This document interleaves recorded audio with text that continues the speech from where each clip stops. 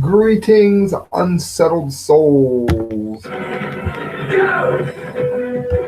Welcome to the Correct Views. Sam I. B. DeGangi here with the Media Speaks on Mother's Day.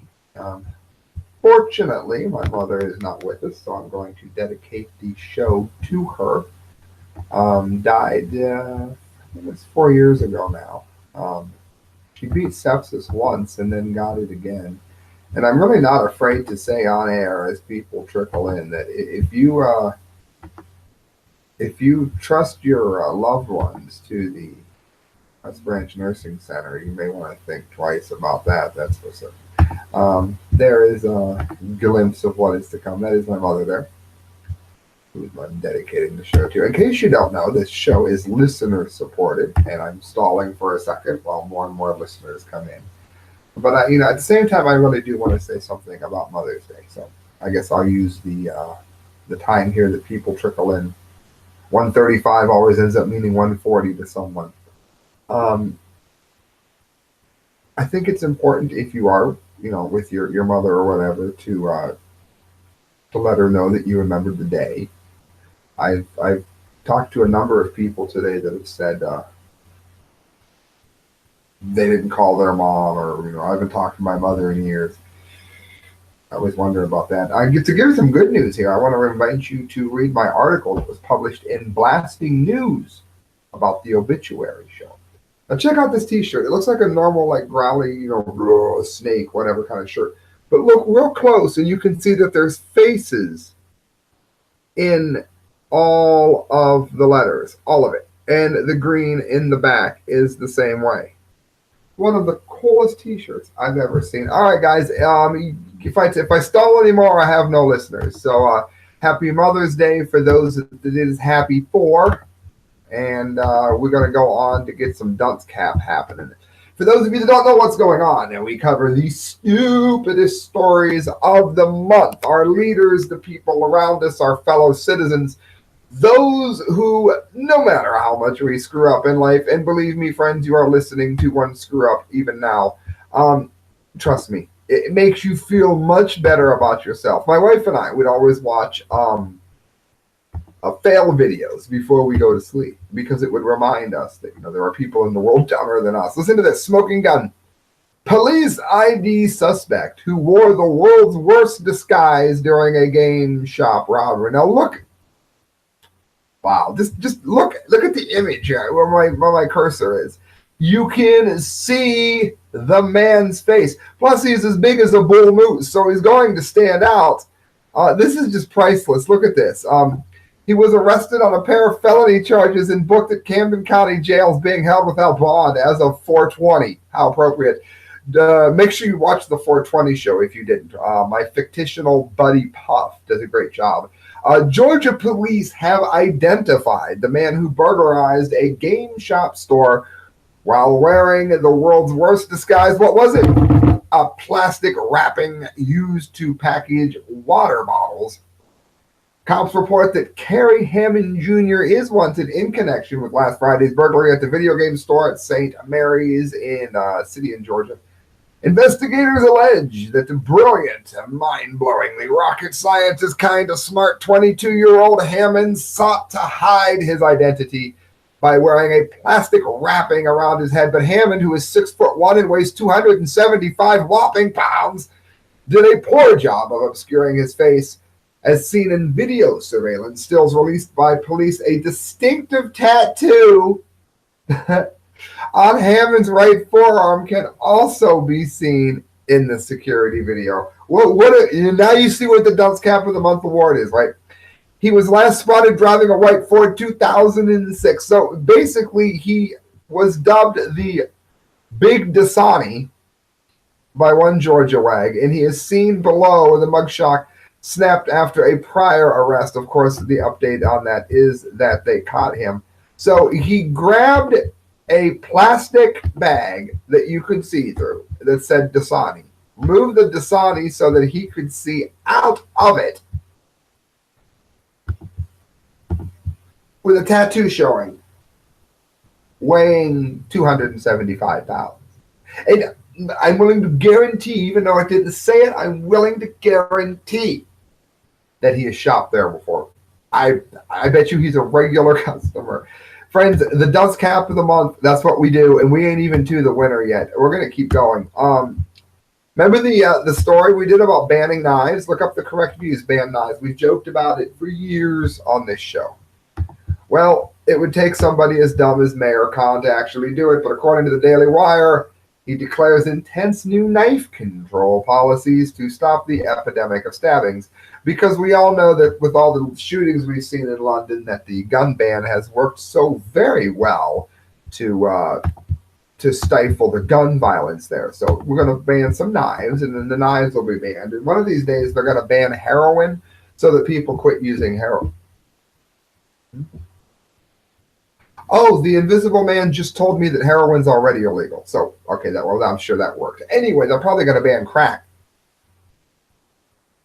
Well, I'm not getting anywhere here, but I guess they ban crack too. But anyway, when they ban these knives, it's going to work. Listen, an epidemic of stabbings and acid attacks in London has gotten so bad that London Mayor Sadiq Khan is announcing brand new knife control policies designed to keep these weapons of war out of the hands of Londoners looking. The tough, immediate measures involve an incredible police crackdown, a ban on home deliveries of knives and acid, and expanding law enforcement stop and search powers so that police can stop anyone before the threat. So basically, we're going to go to stop and frisk. We're going to forsake all of our rights over there in the UK. We're going to completely alleviate all of that. We're going to ban knives, and that's going to work so much better than everything else that we've ever banned. And we're going to stop acid attacks. Now, acid attacks, how does that happen? Well, you're not supposed to point out that a lot of times that is Islamic-based. And with the influx of migrants they had that were not properly vetted, they ended up letting some of the terrorists in. Am I being racist? No. A lot of people fled Syria who were Islamic, who were being slaughtered. However, because they were not vetted and they just opened the door, many of the people who were doing the slaughtering, particularly those wise enough to cover their face, are now in England doing things like acid attacks against against Christians and non-Muslims and Muslims. That's what I'm saying. Acid attacks? I'm sorry, that's not exactly a calling card of the West. You can argue what you want about guns, but acid attacks typically thus far has not been the calling card of the West. Mayor Khan, the revenge of Khan indeed, announced on Friday that the city had created a violent crime task force of 120 officers tasked with rooting out knife-wielding individuals in public places. $50 million have gone into it. So carrying a knife now is a really big deal. It used to be that you were particularly allowed to carry them, particularly for self-defense. So they're disarming the people in every way possible. Because, if somebody's going to buy acid and throw it in someone's face, they're going to definitely listen to a gun ban. Parliament is also going to take heavy control against legislation when it resumes this week. They're going after zombie knives, which are manufactured for person-to-person combat and are making them 18 years or older. Basically, the flashy knives that every teenager in the world likes to own at some point in their life. And you know what? Many adults do too. Many people that like science fiction movies, that like fantasy artwork, whatever, they like that. No, can't have them. Absolutely, it's going to be banned. Banning this hammer in a minute, I'm sure. All right, friends. This one I wrote for the Conservative Daily Post, and I'm just going to read it the way I wrote it because the stupidity is so grand that I had expected it to win the Dunce Cap of the Month award outright. But believe it or not, we found even dumber. So it's among the last few, I promise you. All male choir gets crushed by political correctness, forced to accept women. Instead, they are going to change their name. As nonsensical as it sounds, I wrote, there are still people who insist that the Boy Scouts of America should allow girls as members. And we all know how that went. This was written just before that. For those who've assumed that the silliness would spread to wings of the PC culture, horrible news comes from the Times of London. They've reported that members of the Derbyshire Constabulary Choir decreed political correctness yesterday after the area's chief constable severed ties with them. Two stories from Jolly Old England today. Peter Goodman took over last summer, told the choir to accept women or face losing its 60-year association with the police force. It was said that a mixed group would take several years to transform and were forced them to change their name to the Derbyshire Community Male Voice Choir. Now, it gets worse than that because they're almost painted as like bigots and hate mongers here for not wanting females in a male choir. Now, this calls to mind yesterday the Empire. Shout out. They're always good to my band, Passing Time. Facebook.com/PassingTimeBand. Always good to us. They had yesterday, I believe it was, all female fronted bands. How long is it going to be till we're not allowed to have things like that anymore? They're going to have to be, well, if the guy is in a dress, that's still a female fronted band. Why don't we make sure we get the show? How long do you think that's going to be, friends? I mean, listen, we're going to go on with this because it really is worthy of dunce cap awareness as we move forward with the show. The Burton Mail writes that Tony McClatchy, a member of the group, angrily suggested the World Gone Mad as the new moniker. That would have been a great new name. It does take a very long time to restructure entire vocal harmonies when you're changing octaves and keys due to the pitches of women. In today's world, just enjoying the sound of one gender singing without the other sex for sound purposes, not exclusionary ones, I wrote, is considered bigoted, and even art is suffering as a result. Who knows if the art form will even continue, which is a shame considering its long and vibrant history. Since it would take too long and be utterly foolish to have women in the men's singing group, just as it is when the inverse is true, the 62-year-old choir could not keep Derbyshire Constabulary as its name. Due to political correctness, the very liberals who used to stand up for the freedom to say anything now work to limit what titles can be used. McClatchy said, "The world has gone mad. This is not sexist, but a male voice choir is a male voice choir. I could not believe what I was reading when I saw it." He added, "Speaking for myself, there is no way on earth the Gressley Male Voice Choir would entertain the thought. The Gressley Male Voice Choir has been going on since 1904, and the male choirs were first started in Wales. We have a good reputation, and we are exactly what we say, a male voice choir. I respect ladies' choirs very much. There are some very good ones about like all male voice choirs as well. Do you believe that even has to be spelled out in this day and age? Feel free if you want to leave a message. I got some people trickling in. Go to Facebook, Samuel DeGangi, or to the Correct Views, and give me a message, and we'll ring in, and I'll hear you. The singer's proclamation of common sense will likely be called hate speech. As he also said, I would ask people to come and see us perform on Saturday and make your own judgment. And it says where they were going to be playing. Again, the Dunce Cap of the Month happens for April, for May, because I can't have May's Dunce Cap until May is over. Greg Roy, the reader of the Burton Mail, commented, "Ludicrous. I hope they are banning any female voice choirs too then." Another reader named Julia Langford typed, "Pathetic." Very well said, my dear. Kevin Griffin is meeting with the Derbyshire Constabulary Male Voice Choir, and he was summoned to a meeting with Mr. Goodman, who said that if women were not allowed in, the force would not support him. So now they can't perform at the police force because they're a men's choir that doesn't let women into the men's choir.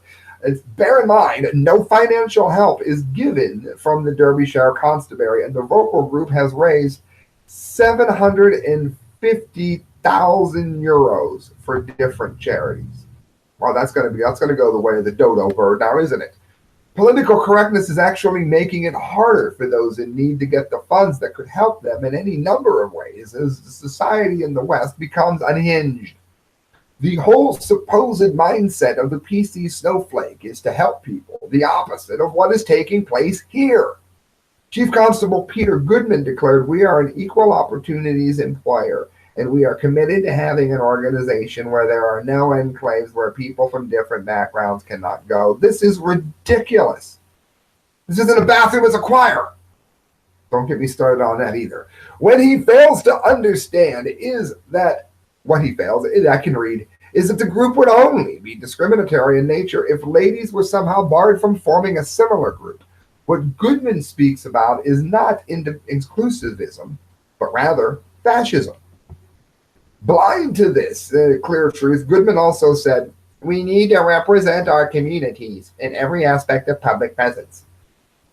Listen to this bonehead. Having a male voice representing the organization is incompatible with this. I can't even read it without the voice, especially as there are no members of the choir who are employed by or who volunteer with us. I wish them all the very best in the future. Many people may not say the same to you. No, they probably do. As Rome was falling, it could not have looked more foolish than the West does today. I wrote, friends, and if you think it doesn't get any dumber, oh, believe me, it does. We've got Chris Christie. Now, anytime you've got Twisty Christie, you know you're in for it. More twisty treats than brain cells, my friends. The hell. Christie, if Trump uses hyperbolic style with Mueller, it could send him to jail. Basically, he's trying to say, and this is why he didn't get the Dunce Cap of the Month award. He's only getting it because I know what he tried to say, it's not what he said. Then again, with him, you never know. He's trying to say that since Trump likes to say things like, we have the greatest economy the world has ever known, and somebody will point to some economy from some tiny segment in history when he was speaking hyperbolically, as it were. If he says, I'm going to kill you, really threaten my life, you can't really say things in a generalization. You can't speak generally when talking to authorities. When talking to the FBI, you need to be exact. You need to be precise. You need to be everything I just wasn't a second ago. You know what I mean? You need to be on point. That's what he tried to say. But as you listen to him, I'm still not convinced he's not saying this. I'm really not. As you listen to him, it becomes very clear that he's sounding as if he's saying, since Trump is lying, he needs to make sure that he doesn't speak to special counsel because he's going to give himself away. But there's been no proof that Trump has lied at all. As a matter of fact, the House investigation just ended, saying that as it pertains to Russia, he did nothing wrong at all. But listen to this bonehead. And we're going to, trust me, we've only got two left after this, and it's the runner-up and the winner. Former Governor Chris Christie on Sunday warned that President Trump's hyperbolic style could have consequences if he testifies to special counsel. One of the things that makes the president who he is that he's a salesman. And a salesman at times tend to be hyperbolic. He said this on ABC's This Week. Okay, that's okay when you're working on Congress. It's not okay when you're sitting talking to federal agents, because 18 USC 1001 is false statements to federal agents. That's a crime, and it could send you to jail. Okay, now if he'd have stopped there, it would have been fine. But he says he doesn't think Trump should ever walk to that room with Mueller, and he is currently investigating, as he currently investigates the Russian fiasco. Trump has in the past said that he'd be more than happy to speak to special counsel. But I don't know. Christie comes off as saying, like as if Trump doesn't have any kind of legal counsel or anything, that Giuliani so far has dropped the ball, but as if Giuliani's not going to go ahead and give him some kind of pointers here. But listen. He should never walk into that room with Robert Mueller, because in the end, one of the things that makes the president who he is that he's a salesman. And salesmen at times tend to be hyperbolic, right? And this president certainly has tended to be that. That's okay when you're out in the campaign hustings. That's okay when you're working on Congress. It is not okay when you're sitting talking to federal agents, because 18 USC 1001 is false statements to federal agents. That's a crime that can send you to jail. Again, I'm pretty sure Trump has no intention of appearing with him without his lawyer. I don't know, Christie.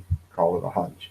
But don't worry, Twisty Christie, you are not dumb enough to win the Dunce Cap of the Month award. Neither was this, but it was awful damn close.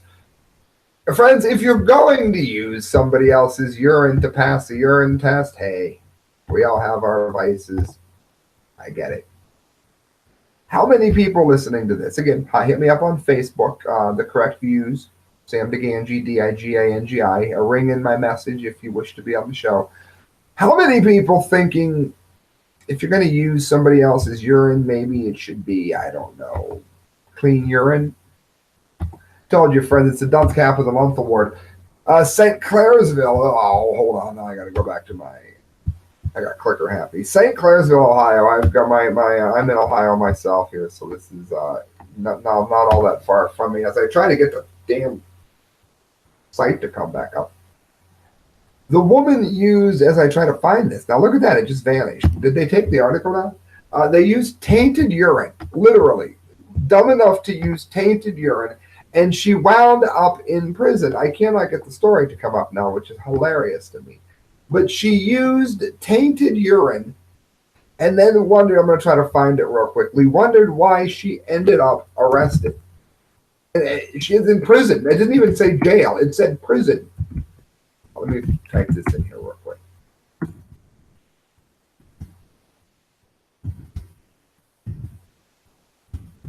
Yahoo News, I'm telling you, their site has really, really gone downhill. I can't be the only one that notices it. All right, there we go. Even lets you down live on the air. Maybe they should get the Dunce Cap of the Month Award.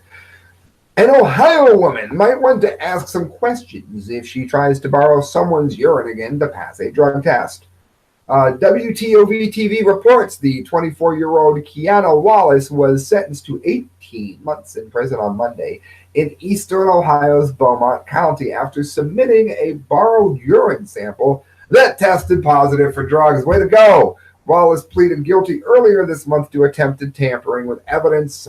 The judge, Mr. Frank Frigato, called the failed urine swap bizarre and told Wallace he wouldn't allow her to make a mockery of the drug and alcohol testing system. 6 months in jail followed by probation for drug possession. And the defender, public defender, who didn't do anything for her, I guess, didn't give a comment. Now, let me tell you something, friends. I'm going to be dead honest here. I'm against the war on drugs. I really am. I don't think you should be allowed to peddle it on playgrounds. But I don't have a problem with safe houses or whatever. If someone's going to throw their life away, then so be it. Okay. Again, I think that kind of thing should be voted on in terms of, I don't think the federal government or the state government should just move in and start letting people, this is a safe house that you're going to pay for whether you like it or not.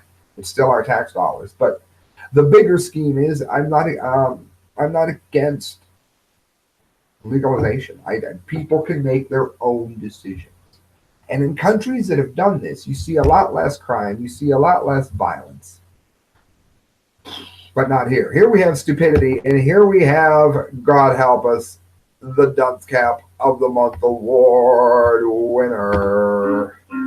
Oh, yes, there's our Dumdy music. Let me remind you, it's listener supported. If you want to donate to the show, you can do so at the Correct Views at hotmail.com. Do it through PayPal. Every penny you give to me goes towards a better show and helps me mail these Dunce Caps. Oh, yes, the great Dumdy music. All right, friends, are you ready for the stupidest? Because here it comes. As I go to screen share.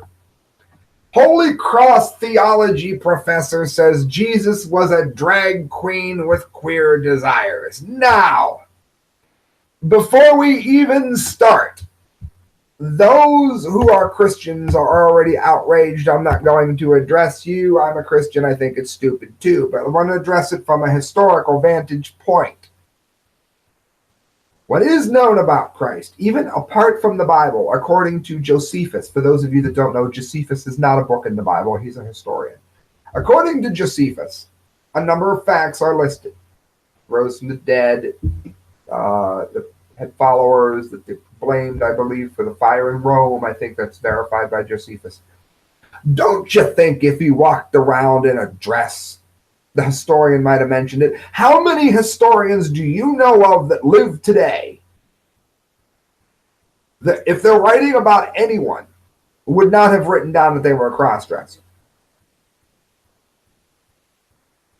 Forensics Files talks about a cross-dresser in an episode I saw a couple days ago. Look up the history. Look up world history. Type in famous cross-dressers. You know how people know that?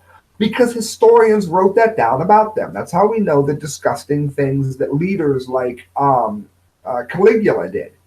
He would take children and have them swim under him while he was nude taking a bath. We know about these things because historians wrote them down. So don't you think if Jesus Christ were the cross-dresser, someone named Josephus or any historian that, was taking the time to write history, don't you think that it mentioned it? Or don't you think a college would be wise enough to understand the basic bit of history that I just gave you with a whole lot more extent? Because they don't. The theology program at the Jesuit-run College of the Holy Cross has taken on a new tone ever since the school appointed a gender-obsessed chair of the New Testament studies who claims that Jesus was a drag queen, a new article contends. Anytime you hear new tone, you know you're in trouble because the word says that it doesn't change. So you know you're in trouble as soon as you hear that.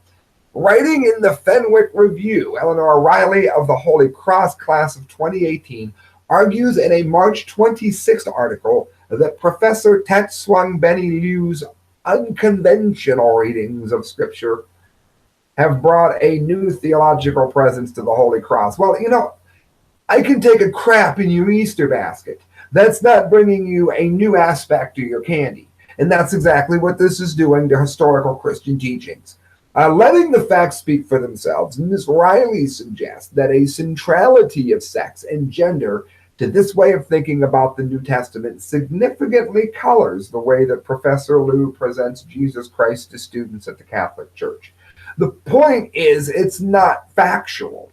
It's like going ahead and saying that Judas was an Asian. You might decide that you feel that that's more inclusive, but Judas was not an Asian. Nothing against Jews, nothing against Asians. Anybody hearing me? In a remarkable rereading, I would say rewriting of the Bible, Professor Liu has argued that Jesus is not only the King of Israel and the King of the Jews, but also a king, a drag king, as presented in the New Testament Gospel of John. St. John's constant references to Jesus wanting water, giving water, and leaking water speak to Jesus' gender indeterminacy and hence his cross-dressing and other queer desires, Liu contends.